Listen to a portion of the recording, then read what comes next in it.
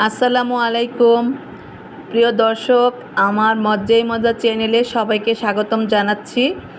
আমি আজকে সুন্দর সুন্দর কাঁচা আমের অল্প একটু রেসিপি নিয়ে আসছি। কাঁচা আম দিয়ে ভর্তা বানাবো এখন হাতে তৈরি করে, সেটাই আপনাদের সাথে একটু শেয়ার করছি। চলেন, আমি আমগুলো আগে থেকে একটু ছোটো ছোটো করে একদম কুচি করে আমগুলা কেটে নিয়েছি। তারপর আস্ত 4-5টা কাঁচামরিচ কুচি করে নিয়েছি।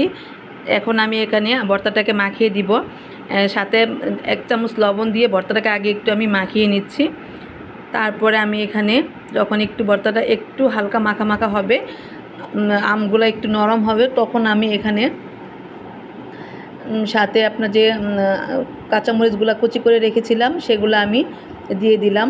কাঁচামরিচ কুচিগুলো আমি দিয়ে দিলাম সেখানে দিয়ে আমি এটাকে আবারও একটু কষলিয়ে নিচ্ছি, যেন আম ভর্তাটা খেতে খুব মজা হয়।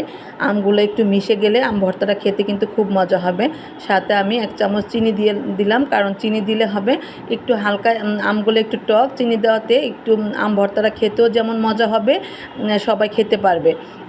অনেক টক থাকে সবাই। তা এখানে আপনারা ভাজা মরিচ দিয়ে, শুকনা মরিচ দিয়েও বানাতে পারেন। আমি কাঁচামরিচ দিয়ে বানিয়েছি, কাঁচামরিচের ফ্লেভারটা খুবই সুন্দর হয়, সেজন্য আমি কাঁচামরিচ দিয়ে তৈরি করেছি। তো সে একদমই ঝটপট রেডি হয়ে গেল অল্প কিছু উপকরণ দিয়ে আমার সুন্দর আম ভর্তা।